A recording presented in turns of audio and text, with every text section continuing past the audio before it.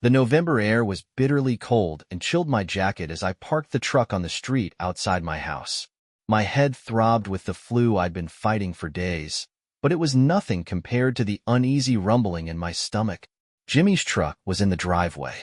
It didn't make any sense. Jimmy was supposed to be out of town, meeting with a client, the meeting I'd taken on the job on the spot for, even though I felt like hell. So why was he here? I got out of the truck and headed for the door. My gut was screaming that something was wrong. Inside the house was quiet, except for the faint hum of the heater. As I walked up the stairs, I was struck by a noise, a mixture of breathless moans and muffled voices, and with each step I heard them louder and louder.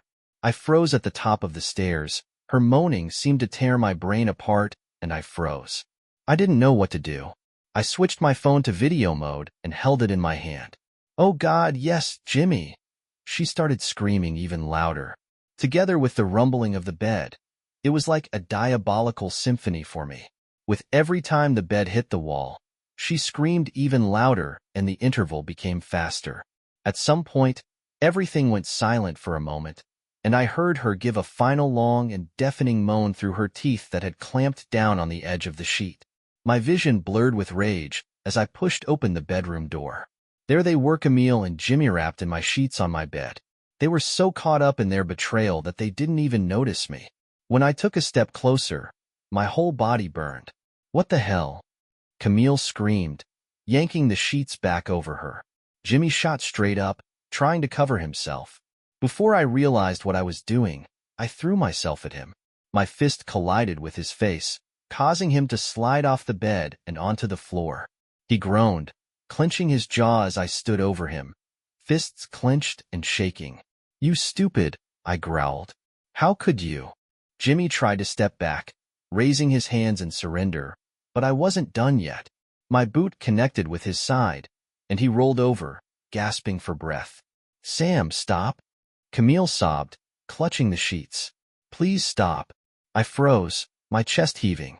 My mind raced, torn between the desire to hit him again and the realization that it wouldn't fix anything. Slowly, I lowered my fists and stepped back, looking at Jimmy.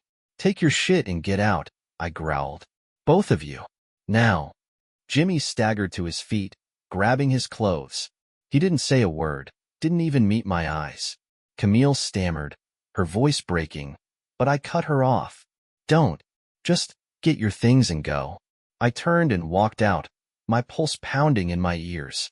Outside, the icy air bit my face, but I didn't care. Nothing could drown out the searing pain of the betrayal that had just destroyed my world. I stood in the driveway, leaning against my truck as the cold night air sliced through me. I needed the sting of it, the burn in my lungs, to drown out the chaos in my mind. Inside, I could hear them moving around. Camilla crying, Jimmy muttering, their hurried footsteps as they scrambled to gather their things. It wasn't enough. Nothing could undo what I'd just seen. After a few minutes, the door creaked open. Jimmy stepped out first, his shirt clutched in one hand, shoes dangling from the other. He looked like a beaten dog, head hung low, avoiding my eyes. "Sam, don't say a word," I hissed, stepping closer. My fists clenched so tightly that my nails dug into my palms. "You've already said enough." "With her? In my bed?" He flinched and stumbled back toward his truck. I didn't stop him. If I got any closer, I couldn't guarantee I wouldn't hit him again. Camilla emerged next, clutching a hastily packed duffel bag. Her eyes were red and swollen, her face streaked with tears. "Sam, please," she started, her voice trembling. "Just let me explain." "Explain?" I barked, cutting her off. "What could you possibly say, Camilla? That this was a mistake? That you didn't mean for it to happen? That you didn't mean for me to find you screwing my brother?" She flinched at every word, her tears spilling faster. I'm so sorry," she sobbed, "but I didn't care." "You're sorry? Sorry you got caught, maybe. Sorry you didn't lock the damn door. But sorry for what you did?" I shook my head, the rage boiling in my chest again. "No, Camilla, you don't get to be sorry for this." "Sam, leave." My voice was steady, ice cold. "Take your bag and leave." For a moment, she just stood there, her mouth opening and closing as if trying to form words. Then she slung the bag over her shoulder and walked past me, her head bowed. I didn't watch her go. I turned back to the house, slamming the door behind me. The silence inside was deafening. The bed upstairs was still unmade, the sheets tangled and stained with their betrayal. I couldn't bear to look at it. Instead, I sank onto the couch, my head in my hands, and let the storm inside me rage. They were gone, but the damage they'd done would linger. And I had no idea how I was going to face the fallout. The house felt colder than the November night outside. It was as if every ounce of warmth and comfort had been sucked out the moment Camilla and Jimmy walked out the door. I sat on the couch, staring blankly at the wall. The minutes dragged by, stretching into hours, but I couldn't bring myself to move. Everywhere I looked, there were reminders of what had been, of what I thought my life was. The photos on the mantel, smiling faces from family holidays and anniversaries. The quilt Camilla had insisted we pick out together, draped over the armchair. Even the faint scent of her perfume lingered in the air, mocking me. How did it get to this point? My mind reeled, replaying every moment of the last few years, searching for signs I might have missed. The late nights at work, the sudden arguments over nothing, her growing distance. At the time, I brushed it off as stress or routine, the kind of thing every couple went through after years together.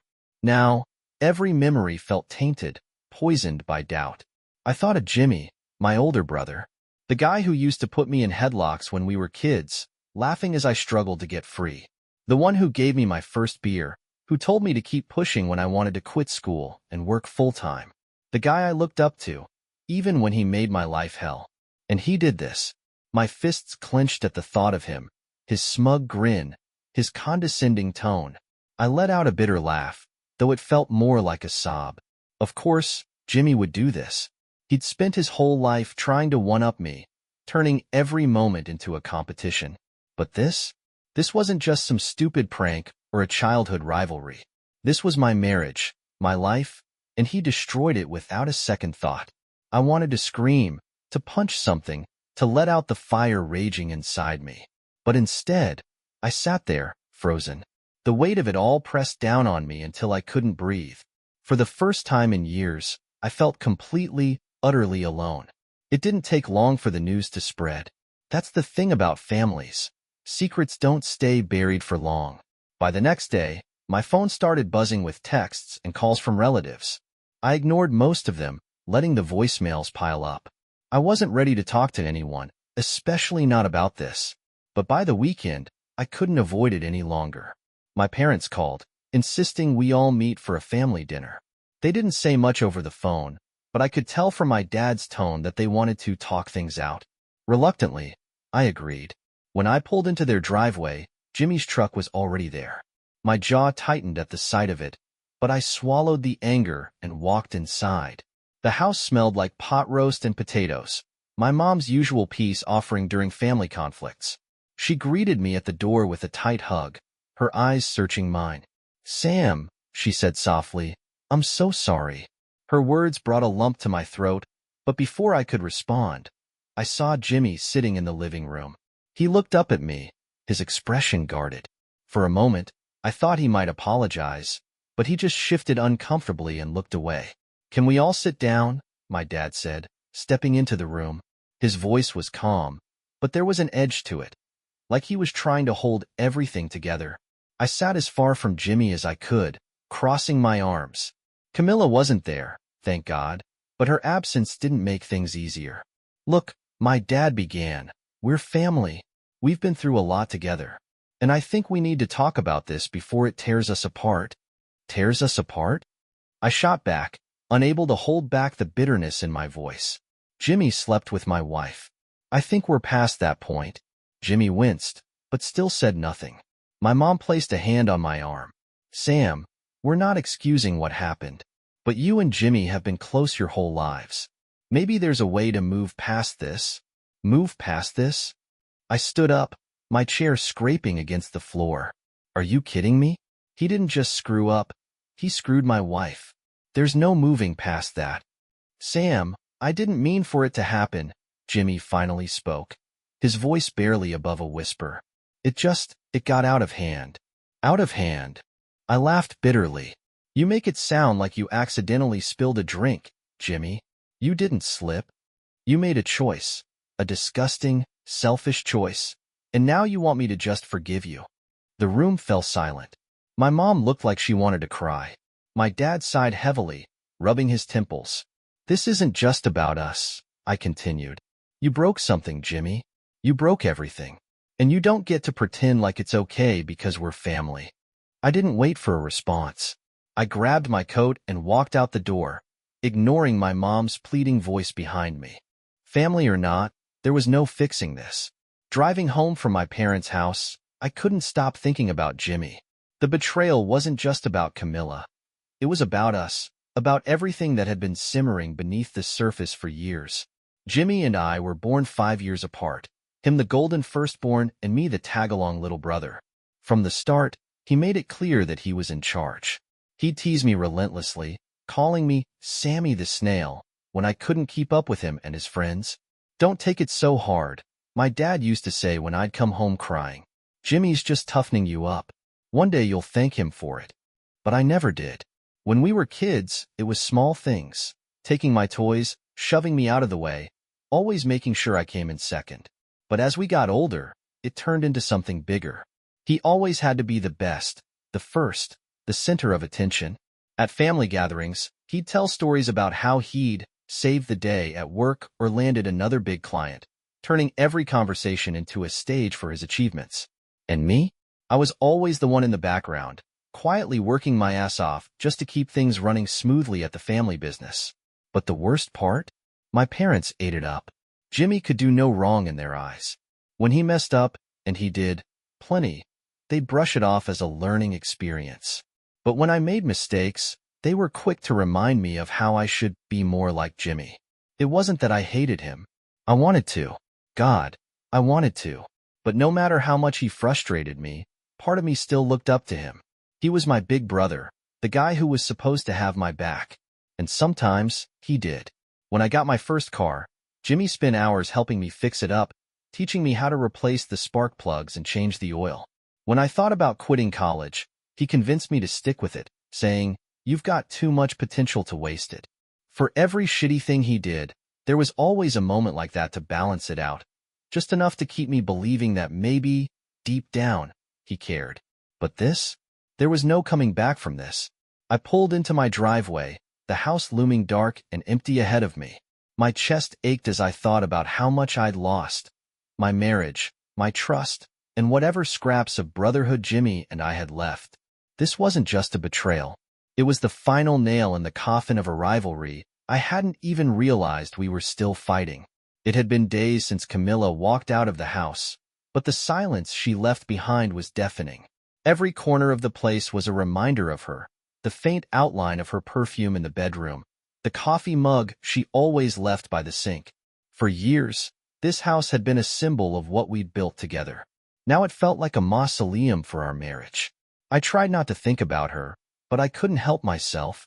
Late at night, when the world was quiet, the questions crept in. Why? I replayed every argument, every strained conversation, every moment I'd overlooked. She'd been distant for a while. I knew that much.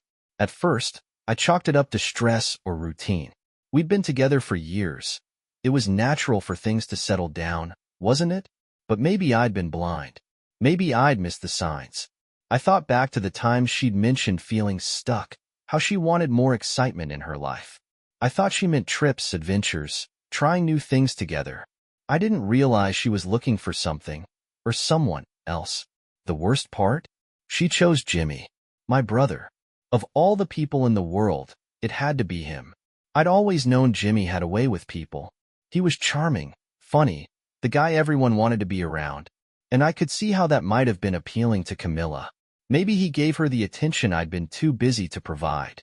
Maybe he made her feel seen in a way I hadn't. But that didn't make it right. She didn't come to me. She didn't tell me she was unhappy. She didn't give me the chance to fix things. Instead, she turned to him. I wanted to hate her for it. Part of me did. But another part of me, a quieter, more painful part, still missed her. still loved her. It wasn't just betrayal I felt, it was loss. Loss of the woman I thought I knew, the life I thought we had. And as much as I hated to admit it, I couldn't stop myself from wondering, was it my fault? I shook the thought from my mind. It didn't matter. What was done, was done. All that mattered now was figuring out how to move forward. I started noticing her shortly after Camilla left. Ellie, the woman who lived 2 doors down. She was quiet, mostly kept to herself, but I noticed her watching me from her porch when I went outside. At first, I thought it was just pity another neighbor who had heard the rumors and wanted to see the guy who had lost his wife to his own brother. Once or twice, she tried to strike up a conversation asking how I was holding up, how my work was going, but I answered briefly. I wasn't ready to talk to anyone, especially someone who looked at me with such big, soft eyes, as if she cared. When Ellie came for the first time, it took me by surprise. I was out in the yard stacking firewood when I heard her soft voice calling to me. Sam? I don't want to bother you, but my car won't start. Could you take a look? I turned and saw her standing at the edge of the driveway, wrapping her coat around herself. She looked a little embarrassed, her cheeks pink from the cold. I hesitated. It had been weeks since I had exchanged more than a passing word with any of the neighbors. Most people avoided me, either out of embarrassment or because they didn't know what to say after the fight with Camilla. Sure, I finally said, putting the logs down. Let's take a look. Her car was an old model, well-maintained, but already showing its age. I opened the hood and started fiddling with the engine, checking the battery connections and testing the starter. Ellie stood next to me, shuffling her feet.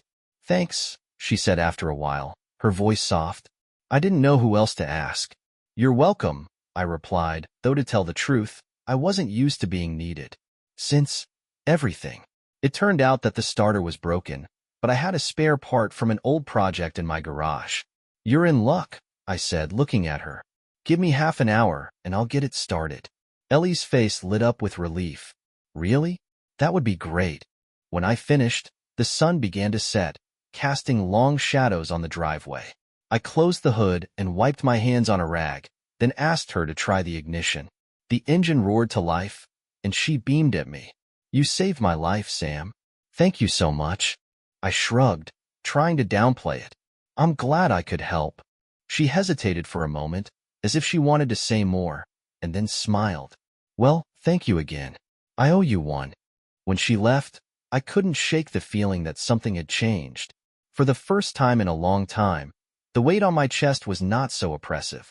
A week later, Ellie knocked on my door just after sunset.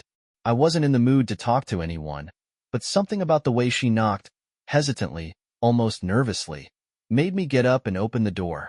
I hope I'm not interrupting, she said, a little out of breath from the cold. I just wanted to thank you for fixing my car. I thought maybe you could take a bottle of wine as a token of appreciation. I was surprised and said sharply, Come in. Letting someone in was like opening an old wound that I wasn't sure had even begun to heal yet. But there was something in her eyes, understanding, some kind of shared pain that made me step aside and motion for her to come in. We sat down at the kitchen table, a bottle of wine between us. Ellie pulled the cork with practiced ease and poured us a glass each. I wasn't sure you'd agree, she admitted, sipping the wine. I almost didn't, I answered honestly, taking a sip. She nodded, her lips curling into a slight smile. Well, I'm glad you did. At first, we talked only about superficial things. About the weather. About the upcoming holidays. Small annoyances of life in our neighborhood. But over time, as the wine began to work its magic, the conversation moved on. Ellie leaned back, clutching her glass in her hands. My ex-husband, he cheated on me, she said quietly. Her voice was steady, but I could see the pain in her eyes. It was many years ago, but sometimes it still seems fresh. He left me for another woman, someone younger, more beautiful. At least that's what I told myself at the time. I didn't interrupt. I just let her talk, feeling that she needed to get it off her chest. We were married for 10 years, she continued. I thought we were happy. I thought we were doing well. But maybe I didn't notice the signs. Or maybe I just didn't want to see them. Her words touched a nerve. I nodded, staring at my glass. I know what you mean. I didn't notice the signs either. Or I ignored them. I don't know. She looked at me, her expression softening. Sam, it's not your fault. People make their own choices. You didn't force her to do what she did. I wanted to believe her. God, how I wanted to. But the guilt still clung to me like a second skin. The conversation continued, and we talked more and more about our losses, disappointments, and the pain we both carried.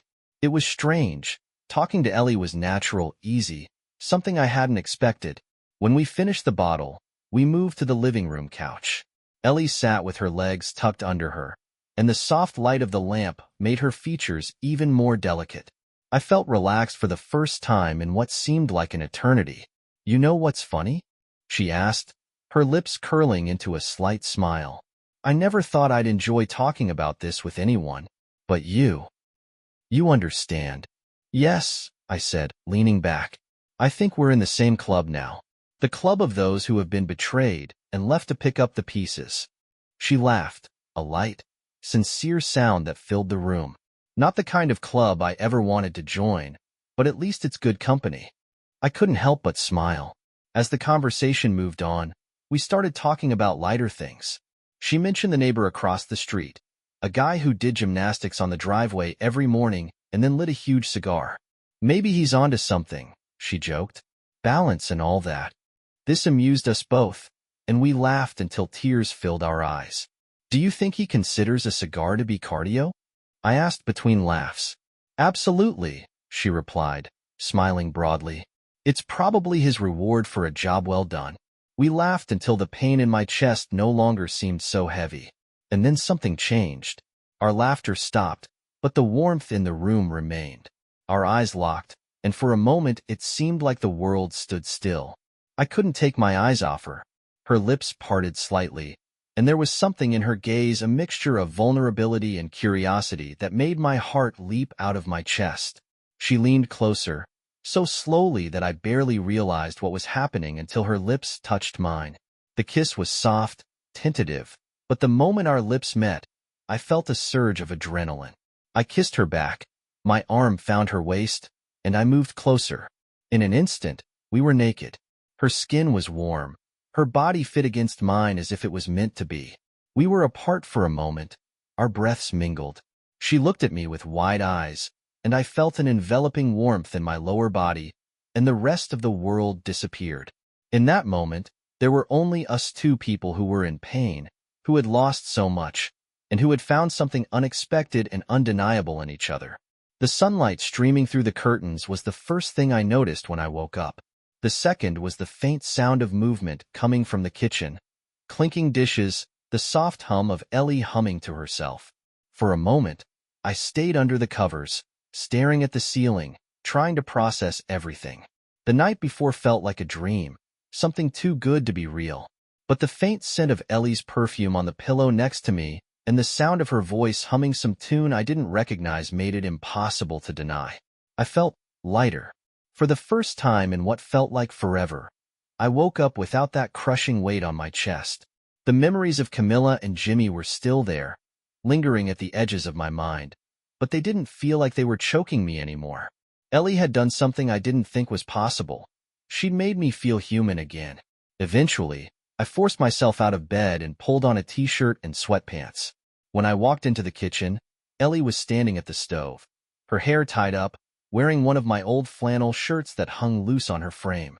"Good morning," she said with a warm smile, glancing over her shoulder. "Coffee's on the counter. Hope you don't mind.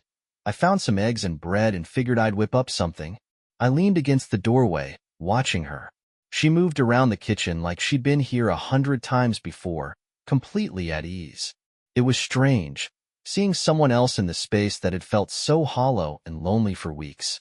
"Morning," I said, my voice still thick with sleep. "You didn't have to do all this." She shrugged, flipping a slice of bread on the skillet. "I wanted to. Besides, I'm not a grab cereal and go kind of person. Breakfast is my thing."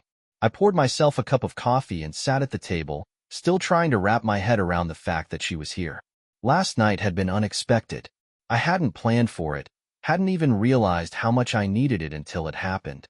But now, sitting there watching her move around the kitchen, I felt something I hadn't felt in a long time. Hope. She brought over a plate of toast, scrambled eggs, and bacon, setting it down in front of me before grabbing her own plate and joining me at the table. Thanks, I said, picking up my fork. She smiled, her gaze soft. You don't have to thank me. I'm just glad I could be here. We ate in comfortable silence for a while before she spoke again. You look better this morning, she said, her voice gentle. Lighter, I guess. I nodded, swallowing a bite of toast. I feel it. I don't know what it is, but it's like something shifted, like I can breathe again. Her smile widened. That's good. You deserve to feel that way, Sam. As we finished breakfast, I found myself opening up to her in ways I hadn't with anyone else. I told her about the anger, the nights I spent lying awake, replaying every moment with Camilla and Jimmy. And she listened, really listened, without judgment or pity. When she spoke, it was with a quiet understanding that came from her own pain. She didn't try to fix me or offer empty reassurances. She just reminded me that I wasn't alone. After breakfast, we stayed at the table, talking about everything and nothing. For the first time in weeks, I let myself believe that maybe, just maybe, things could be okay again. My last meeting with Camilla was a month later. I didn't even know if I would see her again. A storm was raging inside me, anger, sadness, bitterness that I had been carrying around for weeks, that collided with the faint echo of the love that once existed between us. When I entered the lawyer's office, she was already there, sitting with her head down. I hesitated for a second. She looked smaller than I remembered, almost frail. But then I reminded myself that this was the same woman who had destroyed me, the same woman who had chosen my brother over everything we had built together. She looked up and our eyes met. Her lips parted as if she was about to say something, but no words came out. Instead, she looked away, her hands clutching the pen on the table. I sat down, keeping my distance. My chest felt tight, as if all the air had been sucked out of the room. I wasn't sure what I was expecting to feel, maybe some last glimpse of love, or closure, or even rage. But all I felt was emptiness. The lawyer began to explain the documents, but his voice was just background noise. My mind wandered, scrolling through memories of Camilla, the good ones, the bad ones, the ones that once made me smile, but now left only a bitter taste in my mouth. Camilla signed first, her hand shaking as she wrote her name. When she was done, she pushed the paper toward me, her eyes lingering on me for a moment. I didn't hesitate. I grabbed a pen and quickly signed as if I had ripped off a bandage. The realization that it was over hit me like a punch in the stomach, but I didn't show it. When it was over, I got up to leave. And she said quietly, I'm sorry if you can. I just nodded. Take care of yourself, Camilla. I never saw her again. It's been 6 months since the divorce, but it feels like a lifetime. Ellie and I have grown closer than I ever thought possible. What started as a casual conversation, as two broken people leaning on each other, grew into something real. She was my anchor, my partner, my chance for a second life. We took our time. After everything I had been through, I needed time to trust again, and Ellie understood that. She was patient, never rushed me, always let me find my way. And when I did, she was waiting for me with open arms. We got married in a small ceremony in the backyard of her house. It wasn't extravagant, just a handful of friends and family, a few strings of garland, and a barbecue we made ourselves. My parents came along, gently supporting me, and even my younger sister Steph, who had been my rock throughout, helped with the preparations. Jimmy, of course, was not there. I hadn't spoken to him since the day I found him in my house, and I had no intention of starting now. Ellie looked stunning that day. She was dressed in a simple white dress that fluttered around her like a gentle breeze, and her hair fell in loose waves over her shoulders. As she approached me, smiling as if I were the only man in the world, I realized that I was finally where I was meant to be.